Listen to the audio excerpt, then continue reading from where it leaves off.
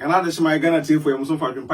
aka Enkrata mu King Kong aka Fufukin aka Bema Yamfa na yiri enim enya fom aka Mitu no matiem Mr. No Pressure. Hey, Okonfoba Agradaa akwaba to end to human's kingdom. Agradaa yemo akwaba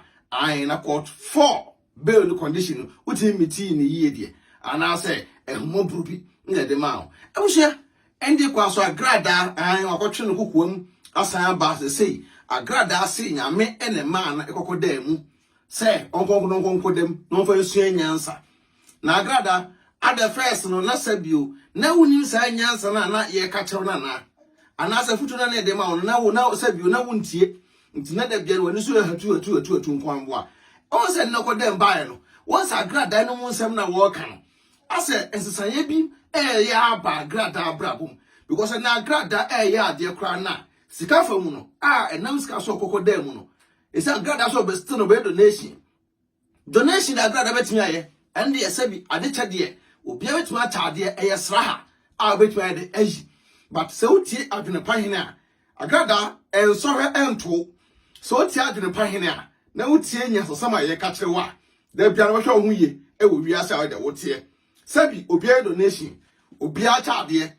asofo mo Ghana malamfo mo obi o kyade but wo Agradaa fasika badi sika enho asem a ne yetufo se maame ye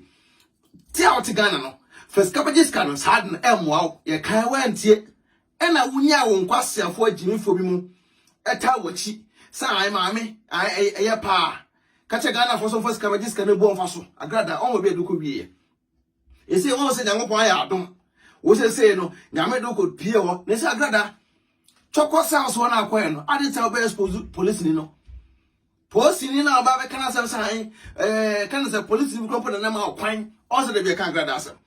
police ni na ma kwan say maame bi ho wo de ni unso ko hye ne fridge maame no eye good so what I say because me maame na wo do so go share the fridge no me mbre mu no because we ase de obia on favor obia woni pa ohunu a sabio ne nimbanyam ede ma no nte bi na bi Agradaa okoko sia e wo sales won sa nte ho de wa ngasa wasem ba de me kan kire on say Agradaa sabi wo baaye no wo so sande a me fa nkopum Agradaa me fa nkogina pum se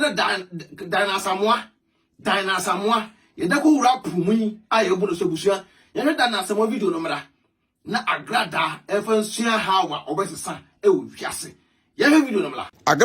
Agradaa on the way da na asamoa yedna wura nsuom yes epeja no we nsutene ti Agradaa me yemfa nko gina pum nyemo osusei ansana watimi asesa abusia yakwe da na asamoa video yaba Agradaa peso sesa de a na Adwenepahene yanyina ye jiwtum se wasa trampa Agradaa o se mle bi atwam no me ka kire wo se maame se yamfa ko gina epum ama wosu na swimming pool ene do ko gina mbo wosu a Agradaa ubanya ho aso twe because na se odi nyame di agro o peso di nyankopon anim eyefom Agradaa o wo bia e da ko gina swimming pool mu abo na supen e bin sida woni the first person who say ye da ko gina swimming pool mu abo wosu a eno na chi no ubani di eye pastor natem prophet natem any ukunu atem Agradaa once Adwenepahene me ba bonte betu sa maami ba ma na wodi wo chia wo friend pastor Elek tienie pa me ka asema kire ne Agradaa me ka asema kire ne once Adwenepahene ma sama ka bia bam me ka kire say on croford why do why na show preachings Agradaa enne asola akoye no nipa do say na dan no du ye on croford aso mu do no nipa do say na dan no du ye e de ko on platform so Agradaa enso dem no na sankofo no enyo mani ene domame no nipa do say mpo na share ye ikoto no platform so nipa do say omo mfanti ma no emu do say ene download ko to YouTube so mo go to YouTube and promote nsem na wo kan won wiase Agradaa ye na ye kan nsem abeboa no wo se tan wo ene ye begu so tan no me kan okra da kire wo se be ka to say ukru no odi wachi pastor Elek efutu odi ma wa anfa no oba woni be mate na be wa na mobra sada pastor Elek mobra na wo do ko to so mobra nti o ka so chiro na wunti akwa anti ade so se oba bonte be di pastor Elek atem se osiwa so nda kese no mu abetwe seka di na chi Agradaa se na Pastor Alec ba ho utu twe sekan utu twe sekan di na chi on sa questions we na mbusa wa na wontumi ntina Pastor Alec ba ho na Agradaa utu twe sekan di na chi ana wantimi anya sa ade no eno kire se eso ba fom na anu udi obune ni de ma o Pastor Alec no be ma na oda wachi no abon adwepanye ne ba abon ti betu se maami pulpit na ko gina so na udi di Pastor Alec atem no e bedrum rebi no wasole ma no omumfo obuo ma papa no na meka sa asem no meka tiro se maami won so nko from du wachi no omuntu ofutu papa enti ama onya se bi wo grow house bi e di Pastor Alec atem say I do me because Pastor Alec o ye gay ye di no trum na e kan say the spiritual father no e di no trum e won se bebre atempanye me di nyansa betu utrim abeka asem mi kire o se maami papa na wodi wachi no wo ye onye o ukun eno no nti me di na tem e wo wasole members anim wodi na tem wasole members anim a maami asole ma no ye fa papa na nim nya enye anim nya bia ma na nim ene Agradaa atumde di Pastor Alec no ofri se wasole members no mebu Pastor Alec na mbeka chiro na ka wutie ne ntem e ba bonten e be pa achew se ukunu se wabeka ni nyina no etu ntwa wo se ukunu no ade enti e watima ma waso ndem ho no eye se atum di na bedidi no bedidi na tem tire gusu hye ne mu na begusu ne no e besi ne no Pastor Alec e san sem no egusu woni mu Agradaa me ka kire wo animunyam kekrebe onya wo ukunu anim be ma no anim ne se che wo no enu to onya sa animunyam no but adwempa me ka kire wo se Agradaa so pesa wo se sa na Ghana man obiade obo ne chewo de Agradaa senya da na asamoa ye ne ko gina ensu a etene e board so no Agradaa maka kire na me se ka kire obiam se ko gina ensu a etenem ne emo wosu se me adwempa me manim pa de when you know so etenem amemo wosu a on se sign me ka kire straightforward ena esiama ne 1 gig ene de me so ene sa omom keka ho no omugina ho na mo mra na munyisa Agradaa donation awoka no so we your donation a men ye first kabajiska ena asem na Agradaa eto ntwai kwatu asem no me ka asem a kire maami be ka se bi obi town but media na enyina je wo so enyina na o media no so kwatu asem no to ntwai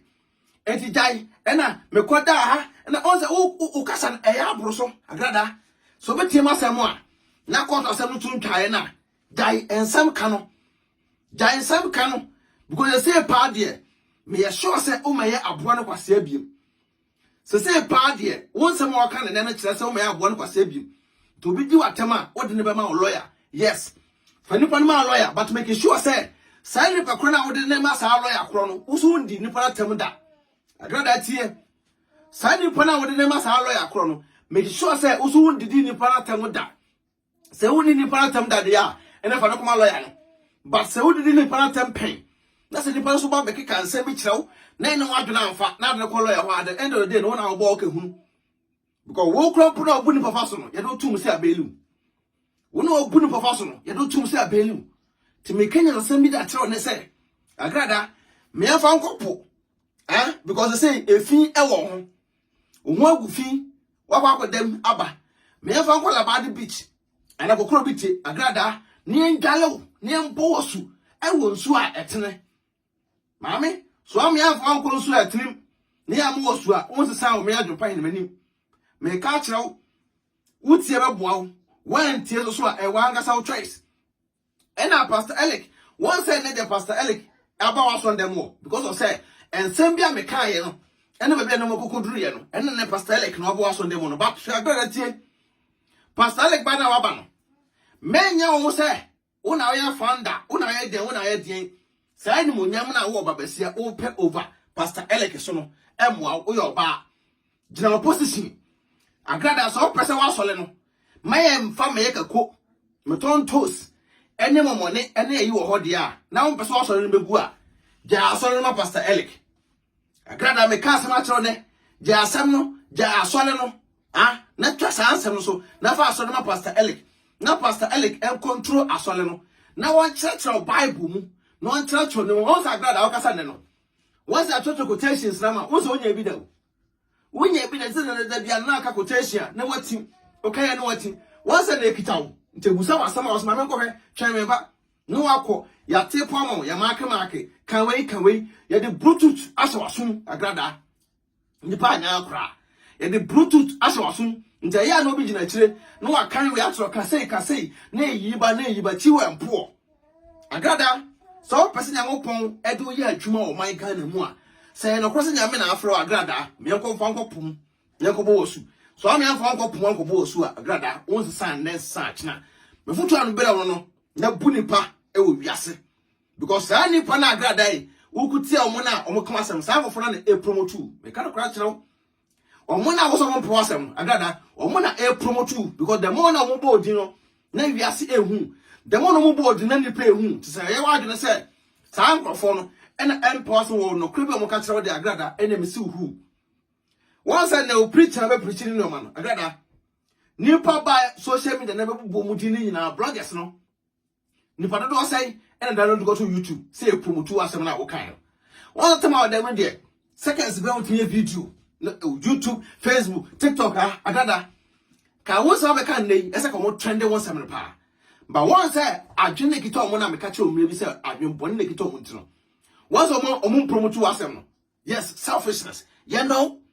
yanku ni asel no kra na me ka che na Agradaa ade be boa pa na say me fa kopum nyakobɔ wasu say da na samoa ene ye na kopum akobɔ na su no nya sa Agradaa nya me begu so atwoma so ba ti ne do kopum nyakobɔ wasu je Nyankopɔn obegya life e da ma abuso me na wase say wo say otambetie Adwenepahene e wo beki TV so Adwenepahene TV wenya video so biahwe Rɛact TV Adwenepahene media uko YouTube so a Adwenepahene TV wo ho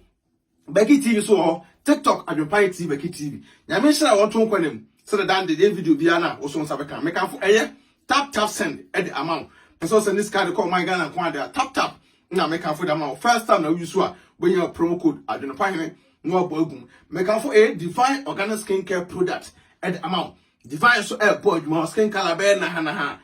a divine pills so ho stretch mask bi bia be yi afi ho Agradaa am so ko dem ba ye stretch mask aba ho me post divine pills at abrow now skin color na kama make am for a healthy so amount utima kuku na pese otirinwi nyina kama pese relax otirinwi ade bia fa tirinwi hu bia no health esi be boa wo na so otirinwi aye kama ya me hira won to nkwanem na Agradaa uti Adwenepahene asema me ka kire wo ya e be boa wo na gya say wo be gina property so a na wudi atemba tim nim say de akofa mu otoko sales wo de